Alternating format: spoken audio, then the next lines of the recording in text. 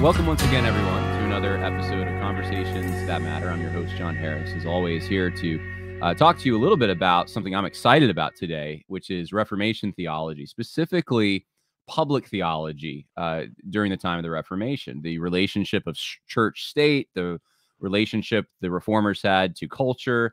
These are topics that have a lot of questions attached to them today, and there's a lot of controversies today, as many of you know, surrounding these topics. And so to help me, to give me some expertise on this, I've invited my former professor at Liberty University, Dr. Benjamin Esswein, who is an expert at Reformation history, to help me. Thank you for joining me, Dr. Esswein. Thanks, John. I appreciate you having me. I haven't listened to any of your podcasts, but I know you have a dedicated group of followers, and so I'm happy to kind of reach out, and that's kind of why I like doing this, is connecting with groups I don't normally connect with. Yeah, well, as keep the dialogue going, right? As a professor, though, I wonder whether you have time to listen to any podcasts because of your schedule. It's probably just too much. Usually, when somebody sends me one to listen, I'll try to, but yeah, it's limited. Yeah. Well, you keep a very tight schedule, and even now, the reason we're doing it in the summer, well, I guess effectively it's summer, is because you're off and you don't have as many responsibilities. So a lot of these questions that I know I sent you some questions before we did the podcast, just so you know what the topics would be. But, these, I don't think they're going away. These are questions Reformed evangelical Christians especially, but even broader evangelicalism, people are asking these. And I don't know whether it's the situation we're in now because things have secularized so much that we're losing our freedoms, we're losing religious liberty, and we're wondering what can we do to protect ourselves. I don't know what's exactly bringing this about, probably a combination of things. But you've studied so much of the Reformation, and I think maybe a good starting place would be how the Reformers conceived of a nation, because a lot of the debate seems to center around what is a nation, just like what is a woman, what is a pastor, what is a nation, is America a nation, is Virginia, like what would the Reformers say to that? What do you think their conception was? Yeah, these are fascinating questions, and glad you're asking them. I think that the first thing to note is that the Reformation took place what we call the early modern period. So it's a period 1517 when the 95 Theses are nailed to the Wittenberg door cathedral, and perhaps also mailed. He may have also mailed them, but the point being that that's usually the beginning point of that, and then from there, what goes on is you have a series of movements, not just Luther, but multiple different groups and people attempting to enact reforms throughout Europe at the time. And it's really the beginning of what we call the early modern period. So this is the formative period. It's the period that began or formed modern society. This is the society we live in today. And that's so as a result, there are things about the Reformation that we recognize, things that we understand. And then there's a lot of things we don't get or understand or recognize because it's from the Middle Ages. There's still a large holdover from the Middle Ages that is pushing into that era. And so Luther really acts as one of these transitionary figures, and the Reformation acts as a transitionary movement where a lot of these ideas are not formed yet. A lot of these ideas are still forming. So one of those would be this idea of nationhood or a nation. The term nation was used as far back, obviously, biblical times, and it has been translated. The Hebrew scriptures, certain words have been translated as nation, which refers to the Jewish people or different groups like that. But at the same time, the context and the ways that they're using it are very different from what we think of as nationhood or nationalism, which is sort of a product of the Enlightenment and also of the Revolutionary era, so the American Revolution and the French Revolution, specifically in the late 1700s. That's where really we get the modern concept of nationhood or the nationalism from. Before that, people talk about things like that are more, I guess we could term patriotism, ideas of being loyal to your fatherland or to your homeland, your birthland, the place where you came from. But that is ill-defined. It's not well-defined or understood what that means. And it's usually much more local. It's usually much more regional. So the reformers are in that mindset when they're discussing and looking at these different attempts to reform society, to bring Christian teaching to bear upon not only a change in the church structure that's going on, but also on society. They're doing it from a local, regionalized perspective. They're not thinking of it from some sort of grand, large overview, and so that's important to note. So for them, the ideas of a nation probably hold a very loose connotations. It's not specific to a given people or even a large section ethnicity even. It would be something connected to sort of probably certain linguistic, and I would say perhaps connected to a political boundary, and it would be something that would be connected to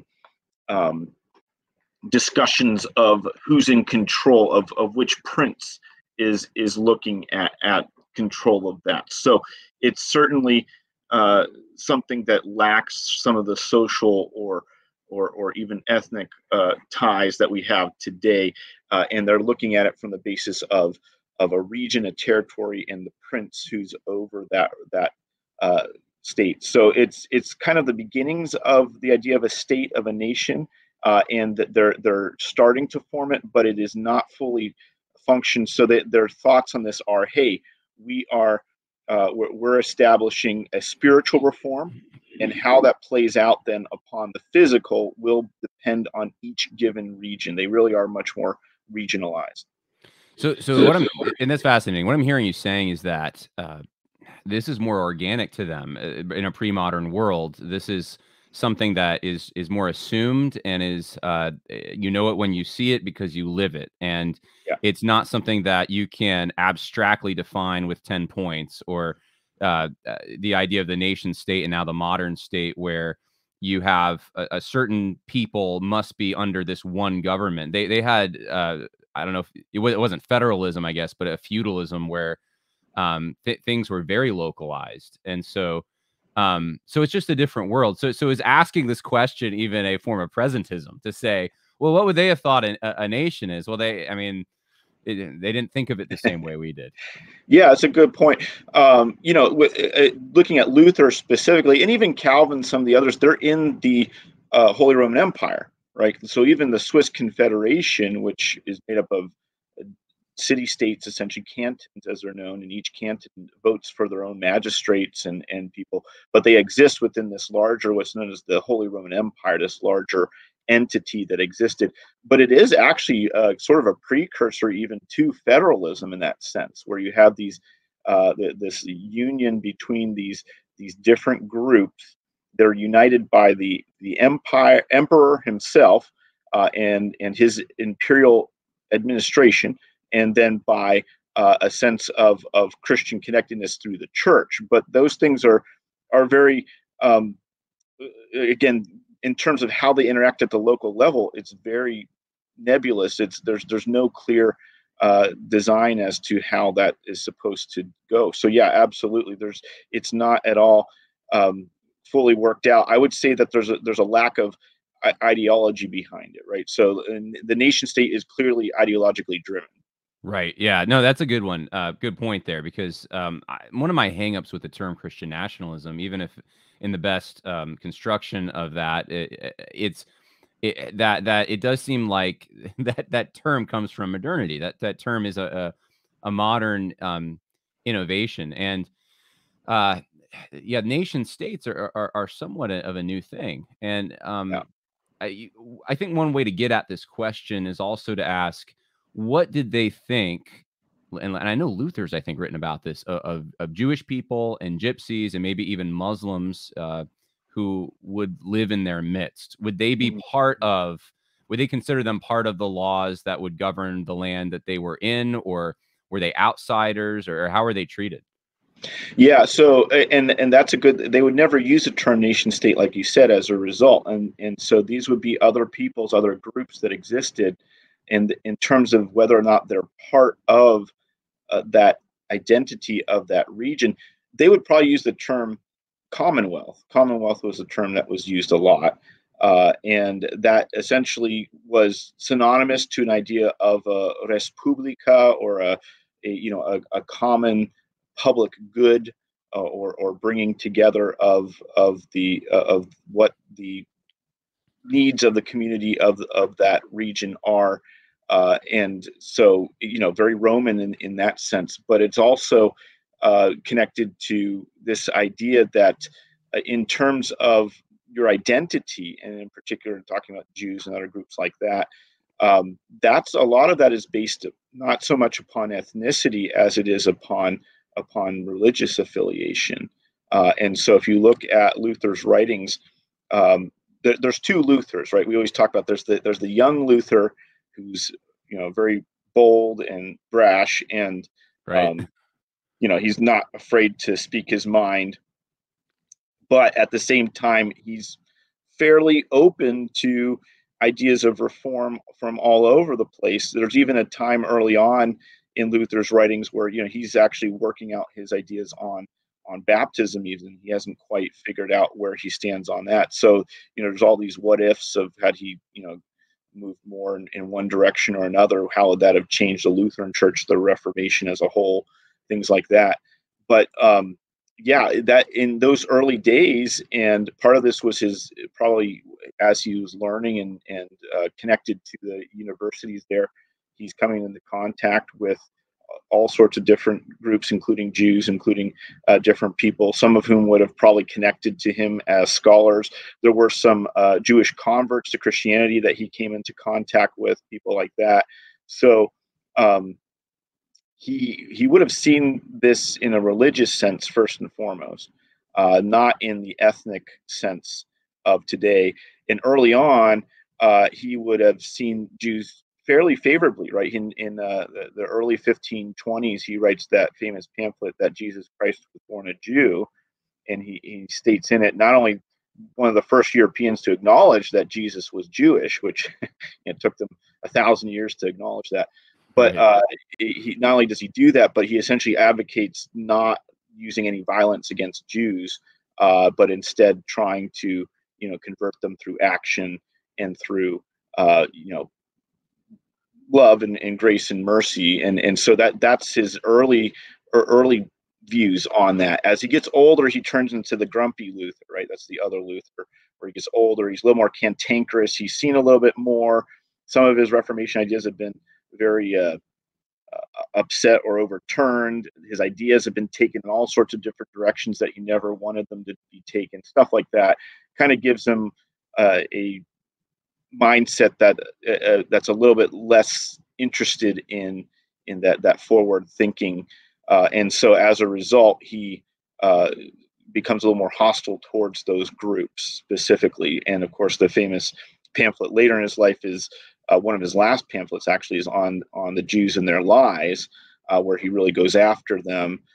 Specifically, again, relating to a couple things that he targets in it. One, he targets what he sees as blasphemy.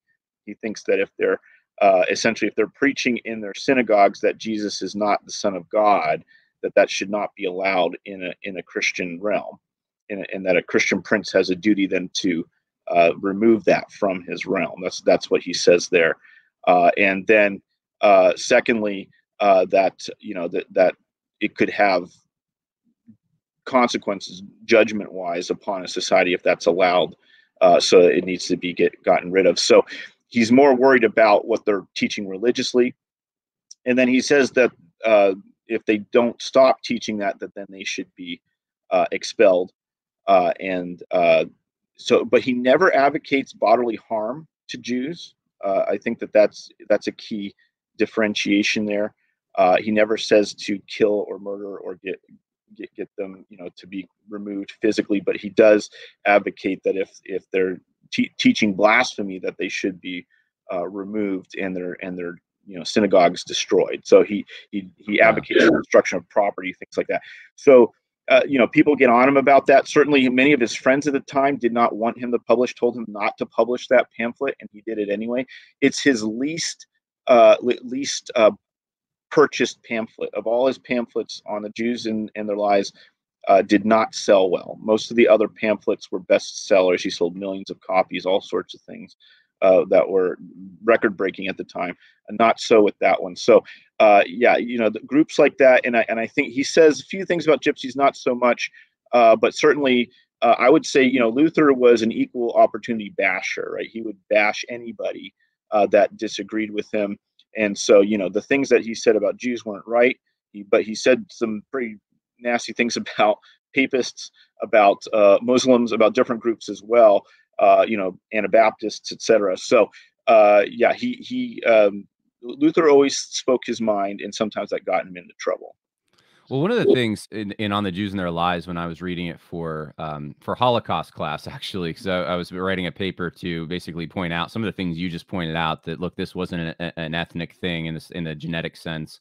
This was a religious issue. But he does complain, I remember at one point, about how the Jews would trade with the Ottomans, and he suspected subversion of Germany and in the West, I guess beyond that, because the Ottomans were clear enemies. How did the Crusades and there's the situation with having to the east this Muslim empire affect the reformers, and what did I guess the deeper question would be, does that give us any insight in what they thought of a Christian people or a Christian government, or what the responsibilities were to protect from this empire? Yeah, that's a great question. And I think it's key to why some of this is changing in Luther's mind. We forget that, these people were affected by the events of their times, just like we're affected today, 9/11, different things that have affected our mentality or our views on the world. That's exactly what happens to Luther and the others. Luther was certainly affected by the invasion of the Ottoman Turks into Central Europe. They had a major victory over the Kingdom of Hungary in between 1525 and 1526. They conquered the Kingdom of Hungary. The Battle of Mohacs was a major victory for them. It essentially obliterated the kingdom, killed the king of Hungary was killed, and the Ottomans took over. And then they advanced on Austria, which was part of the Holy Roman Empire at the time, and the Habsburgs, who were the princes over that. And so they actually were besieging Vienna in 1529. So you can see that, therefore, in Luther's writings, that after those events, he is very worried about the Turks, much more so than he had been beforehand. Luther had always preached and continued to preach that the Crusades did not work, and we should not push for crusades. Crusades were bad, in his opinion, because obviously they went against the so-called Christian virtues that they were supposed to uphold. Right, the main Christian virtue that was at the core of the Crusades was the idea of loving one's brother. Right, to fight for one's brother, to protect the pilgrims and the Christians who were going to the Holy Land. That was the original purpose of the Crusades, and so to that extent, it was actually a very noble goal. But it had been polluted and corrupted by, attempts to gain gold, and then of course, the Pope had said that anyone who was killed on crusade was granted an indulgence, and of course, Luther was completely against indulgences because they're not scriptural. So it had been corrupted and led to all sorts of catastrophes and destruction that never would have happened if the original intent of the crusade had been upheld. So Luther completely did away with that and said, no, we don't want crusades. But at the same time, he certainly believed in sort of a territorial defense of Europe, that the Ottomans should be stopped, that they, Europeans should do, particularly the German lands, the German princes should band together and fight the Turks. So he was okay with that for the defense of the realm, but he certainly disagreed with the idea of a crusade. One of the questions that comes up is concerning the Mosaic Law and whether or not the principles or specifically laws from the time of Moses and the giving of the Torah apply to us today. And if so, how do they apply? How do the reformers, I know we've been talking a lot about Luther, but I'm sure this is going to get into Calvin and Zwingli and others. How did they look at that question? Did they tell the Christian prince in their area, look, you got to apply these laws? Because obviously they have to disciple the people who are now the new converts to Protestantism. Yeah. Well, so a little bit of backstory to that to get a perspective on that, how the Reformation branches out from Luther specifically, because he's only, like you said, the first of many different reformers. And I think to that extent, to answer that question, we have to kind of look at that change, how it spread out from him. His ideas, obviously, once they're put in print and they're spread, there's no copyright laws back then. So they spread like wildfire. People are copying them left and right, and they're just disseminating all over the place. So as a result, anyone who agrees with Luther obviously can kind of take his ideas and march with them as far as they want, or add to them or expand on them in some way. And that's what happens.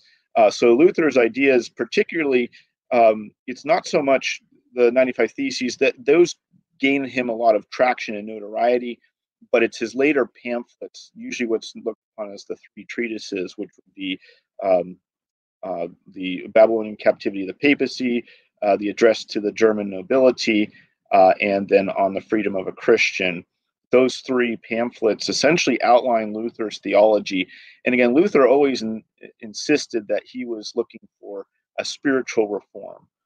And that was something that he would adamantly hang on to when, for instance, more radical Anabaptist groups arose, and he would look upon them as contrary to what he was teaching, because he would say they're taking them and they're applying them in a literal, physical sense, where I'm looking at this from a spiritual and a heart-based change in reform. And so that's where the first big division occurs.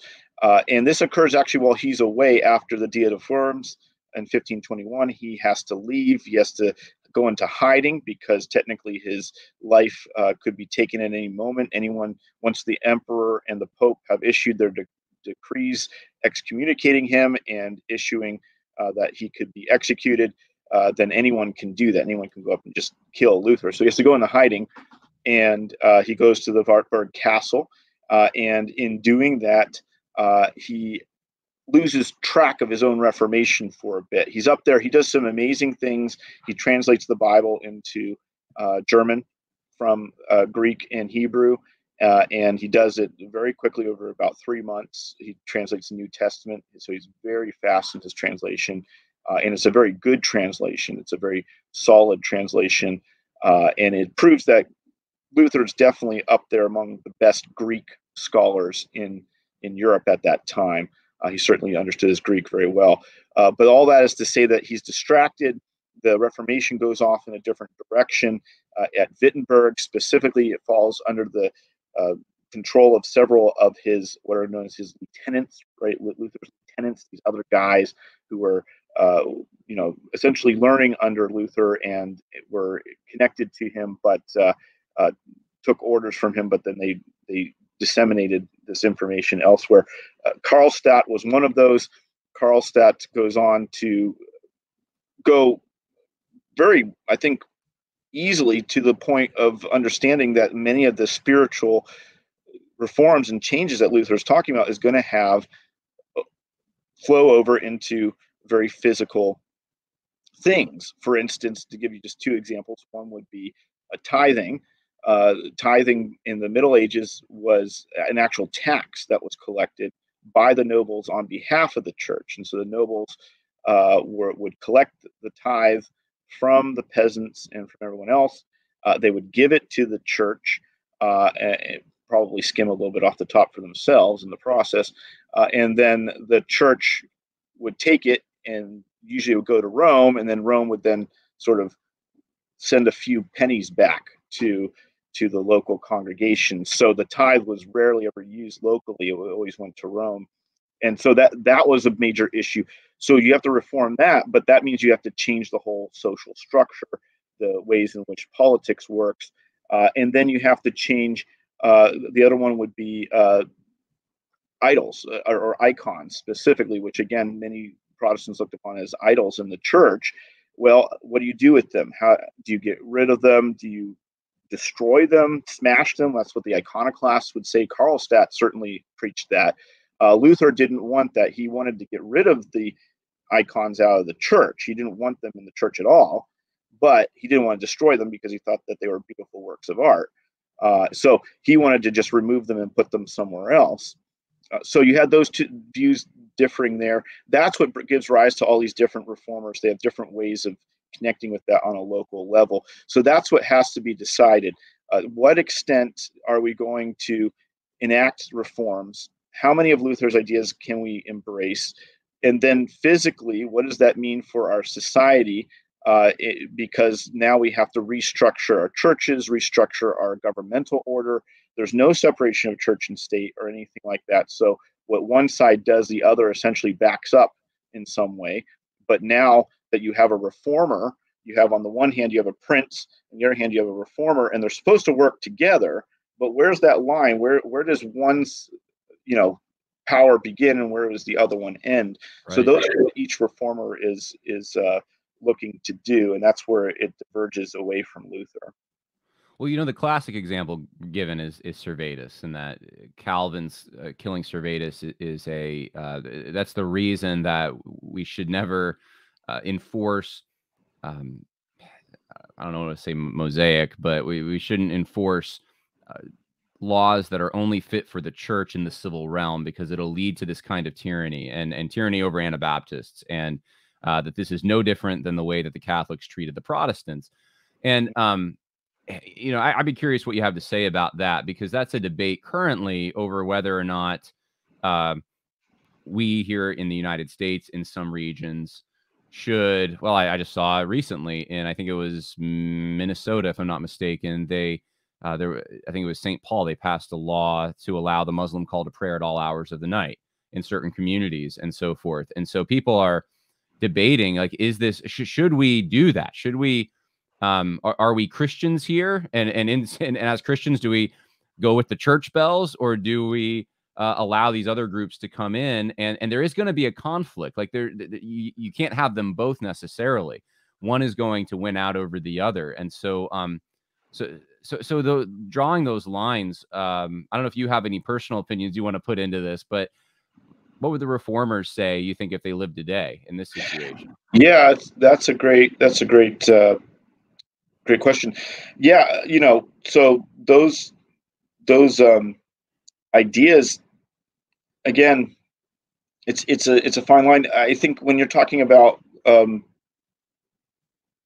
church bells specifically, there's a lot of ordinances and stuff that have been put out to silence those, right, which is interesting in a lot of communities. Whereas beforehand, they used to ring out every Sunday or on holidays, things like that. That's not something you see if you go to Europe today. If you go to Europe, for instance, because technically there's no separation of church and state in Europe. So, for instance, in Lutheran communities, they still follow Lutheran holidays. In Catholic communities, Catholic countries, they still follow Catholic holidays. So they'll ring the bells in most cities then on those holidays. And so it is a distinctly Christian phenomenon that would grate against a call to prayer. Although on the one hand, a call to prayer in Islamic sense, usually in the Islamic countries, is magnified by the use of some sort of speaker or a microphone, right, or something that pushes it out. That's where I think it would be problematic if they started to do that in communities in the United States, as opposed to just if they were just shouting it out. I don't know how far they'd be able to actually be heard anyway. So if they're within their little Muslim community, that may not be as big of an issue. But I think in terms of what the reformers would say on that, there's no separation of church and state at that time. Separation of church and state came about in the writings of the founding fathers, specifically in the United States. Jefferson, among others, are very central to that, primarily as a way of trying to prevent there from being a state church. They were afraid of one specific denomination, one specific group, whether it be the Catholic Church or the Anglican Church or some church, essentially, enforcing its form of worship on the rest. And so for groups who are like the Puritans or the Moravians or others, that was something that would have jarred with their ability to proselytize, to spread their beliefs, and to worship according to their conscience. So that would be, I think, the issue for me, is that if you taking it back to reformers, the reformers are very much about freedom of conscience and being able to worship and stand on principle based upon what you believe and according to what your conscience says. So that I think that's where the debate would have to be.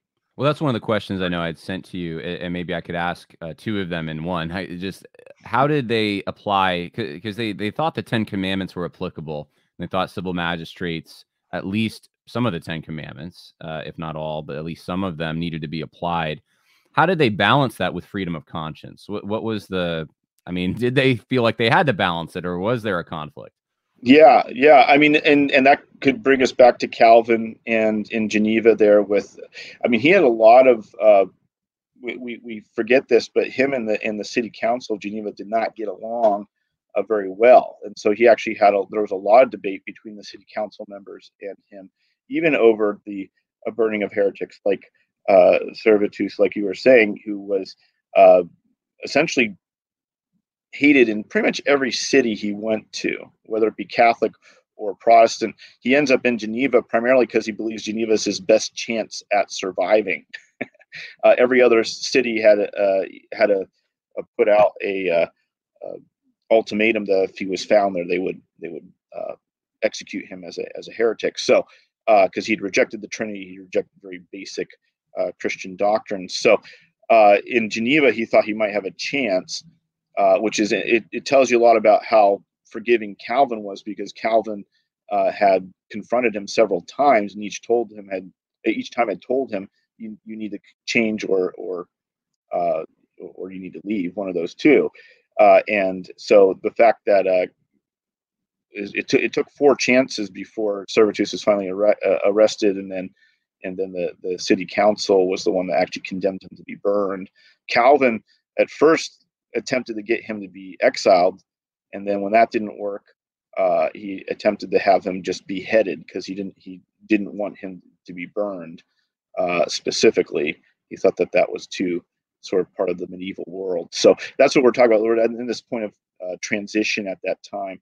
So to that extent, even Calvin held on to an idea that you can hold a position if it's your conscience dictates to you that this is the position you can hold on to, but the extent to which that needs to be enforced was left up to the magistrates, was left up to the civil society. So you can preach the 10 Commandments, you can preach those laws, but it's really up to the civil magistrates to decide how they're going to enforce them.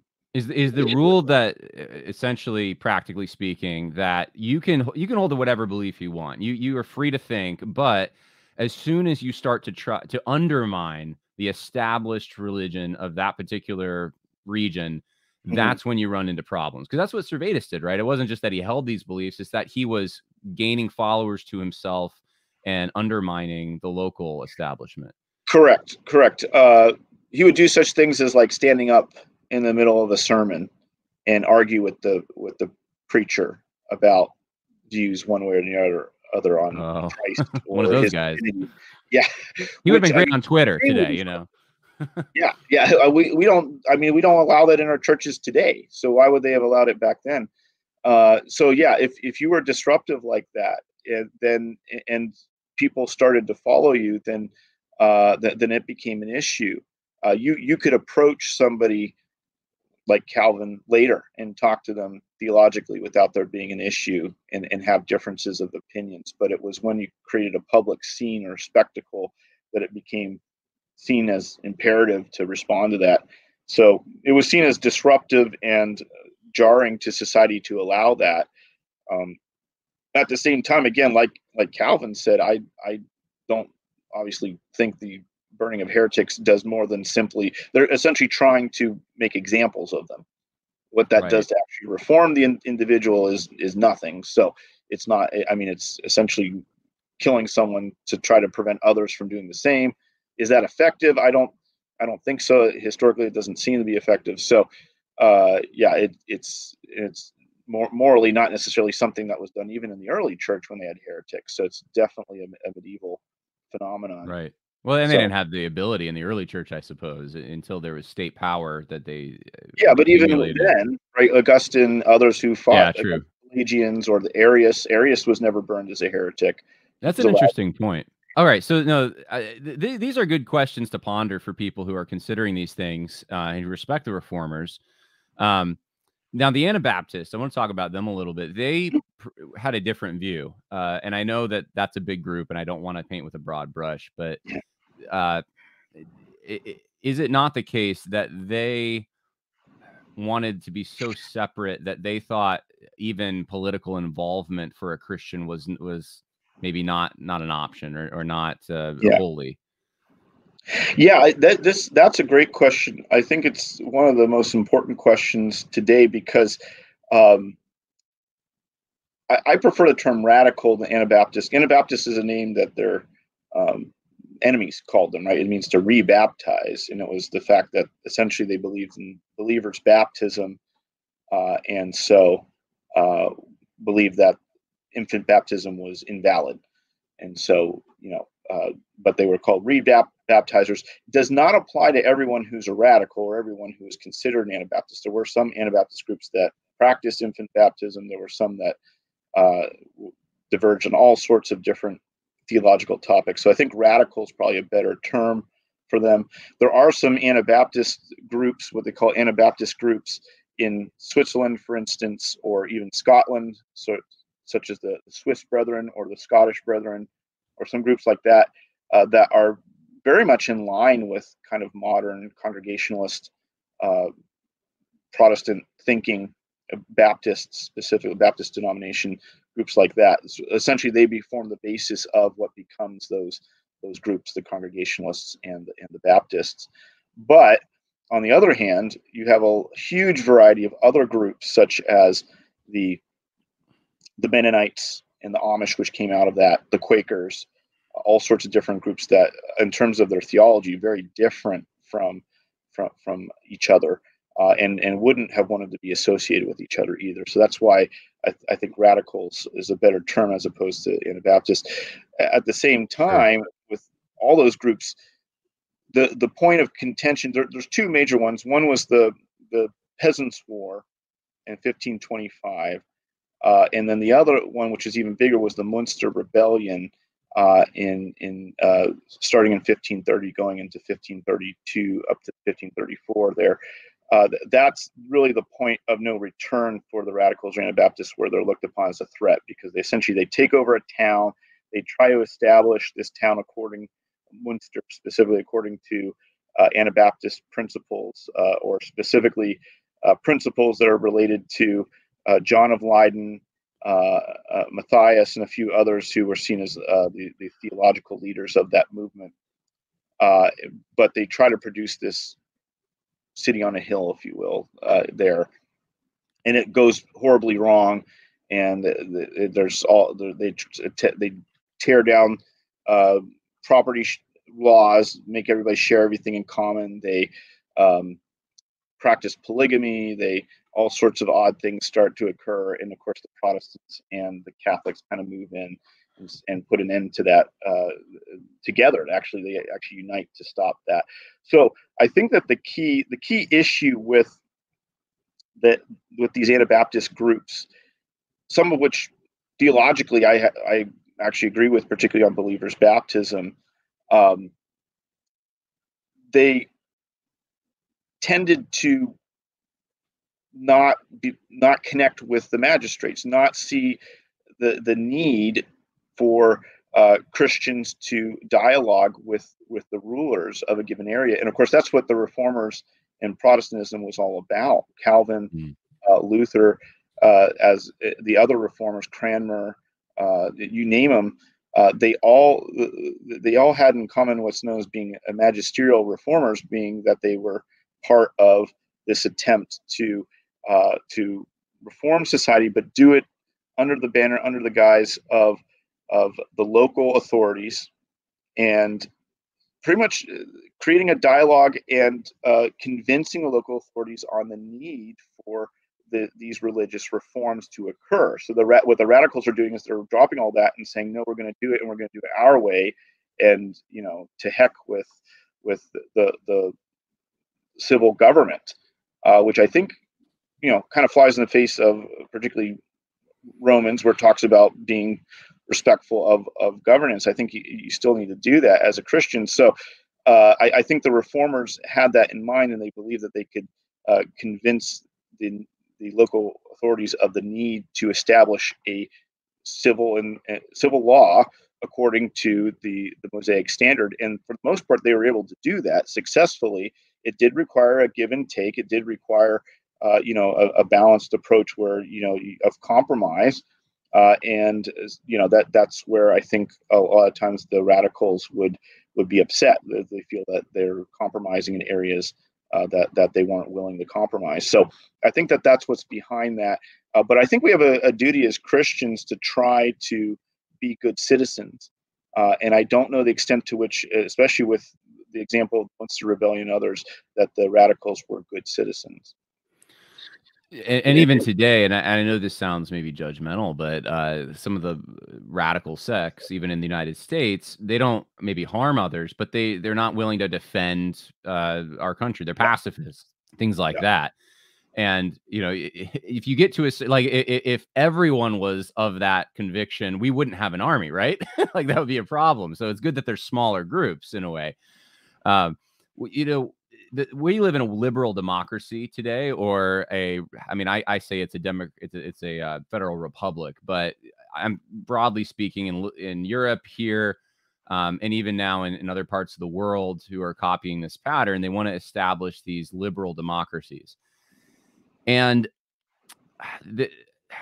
it presents, I suppose, a whole new host of problems. And for Reformed Christians who live in these areas, they have to navigate these issues. In our context in the United States, I just mentioned the issue with Muslims. Obviously, there's the LGBT stuff going on, and different regions are different. I'm sure in Lynchburg, it's not quite as they're not quite as receptive, perhaps. Now, maybe that's changing, but to a gay pride parade as they would be up here, where you would have local politicians go out and endorse the event and speak at the event and that kind of thing.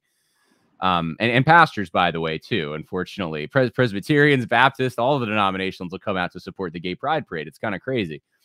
So all that to say, the question that seems to be arising today more and more is, to what extent do we allow this kind of thing to continue? What would the Reformers have done if Luther saw a gay pride parade coming down the street? What would he have said? Oh, that's just freedom of speech, or that's just freedom of assembly, or freedom of conscience, or inalienable rights? Or would he have said, no, look, we got to stop this. This is degrading. Children are seeing this, whatever.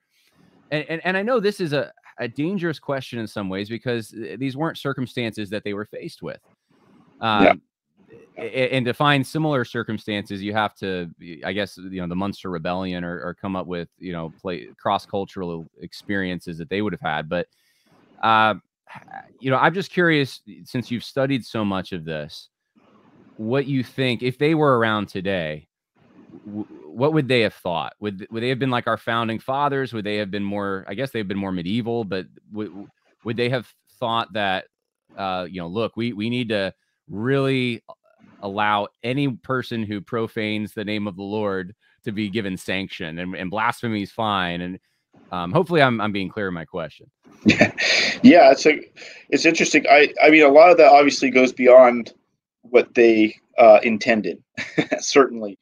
And so Luther would not have been. He wasn't okay with blasphemy. That's the main problem he had with the Right. Jewish people specifically.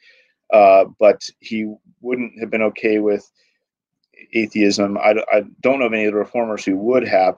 So in that sense, yeah, that is something that they would have held against certain extremes. They would have seen the freedom of conscience to be kept within the bounds of what they saw as natural or sort of a normal sense of what that should be. And so again, if someone used that as a means to promote a lifestyle or something that was beyond what they were looking to achieve, they would have had a problem with that, and certainly showed that. But Luther's the one who establishes the idea of marriage for clergy again, which had been dropped in the West in the 11th century. That's when the Catholic Church had said it was wrong for clerics to marry. Before that, we have plenty of records of priests who marry. And we talked earlier about the Orthodox Church. The Orthodox Church has never banned their clergy from marrying priests specifically. So, so he brings that back in the West. He establishes that relationship between a man and a woman in a very positive way. Luther is considered to be the founder of what we call the nuclear family in that sense. Him Really? and Catherine von Bora really set that example, that tone. And so to that extent, he's extremely foundational to the modern lifestyle of the family unit specifically.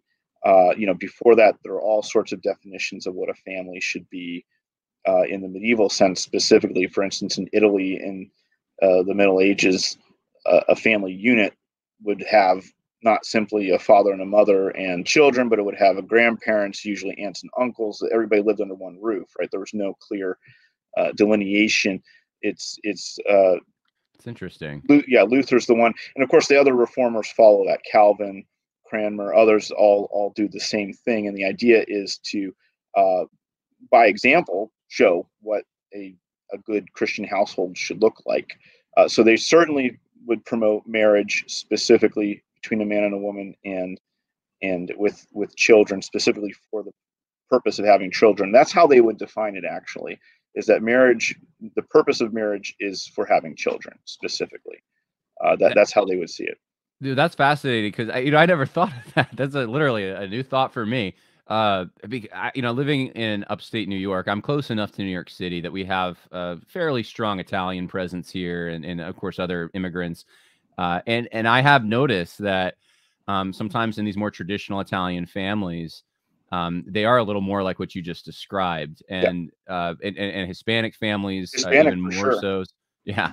When I go, because I like to go out hiking and stuff, and I'll go to this waterfall that's not far, and there's certain groups of people, Hispanic, Latino people, and then Indian people specifically, that when they come, they're bringing grandma. They're bringing, that's the whole clan. Everyone's there. And they're not doing the physically exerting things that are going to prevent certain members from participating. Whereas you notice when you get to the higher trails, right, where it's harder to hike and so forth, you see more white people. And it's just, it's a dynamic I've never really thought about a whole lot, but maybe it does trace in some ways back to what you're saying, that this this family unit that was inclusive of grandparents and uncles and aunts and so forth is at play in more of those Latin countries. That's interesting. Yeah. Never thought of it. It is. And again, it's a cultural difference. I would say in that regard that those are not things that are wrong per se if you have a larger perspective on family. I'm talking about theologically, but for for what Luther and the Reformers, and that's the question I was trying to answer, what they were trying to establish. Right. It was that, core nucleus of a family, the nuclear family, as we call it, of the mother, the father, and the children specifically, that was key to ingraining virtue and in training up children properly in the way that they should go, as the Bible says. So that's at the core of that. How that is adapted in society today in sort of the multicultural settings that we have, there's many different ways to do that, but I don't think that takes away from the fact that there was a statement there that Luther was making on that when he did that. Yeah. Well, we've been going about an hour, so I don't want to take up too much more of your time, but this has been fascinating, and I could rabbit trail on a lot of these things because it's interesting to me, but I appreciate you weighing in. Is there anywhere, I should have asked this at the beginning, but I don't know if you have a website or anywhere you want to send people. Do you do blogging or anything like that? I don't do blogging. I might, or at least maybe you've interested me in the podcasts here, so it'd be interesting to do a Reformation podcast. But I haven't done anything like that. I think there's a lot of good resources out there on the Reformers that you can read, and the point here being that not every Reformer got everything right. Not every Reformer figured it out, so to speak. But we can use the ability of hindsight here to determine, I think, a lot of the things that they did right and keep those. I don't think we should completely toss out everything that they said. And then, the ideas that are useful, reincorporate into the society in a way that is helpful and useful to producing meaningful reform and change, bettering people's lives specifically. And I think certainly in terms of spreading the gospel, they would have seen that as key to doing that. Yeah. So if you go on like post-Reformation digital library, post-Reformation digital library, there's a bunch of writings of different reformers on there. And there's a lot of different digital collections that you can really get into. Project Gutenberg has a lot of their writings as well. So any of those that you can find on there and just read through them and see different reformers, what they taught. Obviously goes much deeper than just Luther. I mentioned his lieutenants. There's a bunch of them. Calvin sent out hundreds of ministers to France, Italy, to the New World, to Brazil. He sent missionaries everywhere. And so, they have a whole plethora of different writings and essays and things to consider as well. So just being involved in meeting all those different perspectives and the fact that they were dealing with a world that was changing like ours is, and they were trying to find ways of enacting a meaningful change, reform, and spreading the gospel because they believed it would change people's lives. So yeah, look at those things. I think that if we embrace that attitude, it could really be transforming. Yeah. Well, thank you so much. And I'll plug to end the podcast, the Liberty University History Program. You can go online, liberty.edu. And I think your contact information is there too, Dr. Esswein, if people want to email you or have a question. But if you go to Liberty University in the grad, you teach undergrad too, so undergrad or grad history. Undergrad, you'll probably get Dr. Esswein. I know I had you for 2 classes, I think, historiography, and I can't remember the other one. That's so bad. There's another one. Yeah, I forget. I think it was an online class or something like that. So they all run together. That's the problem, right? They all run together when I look back.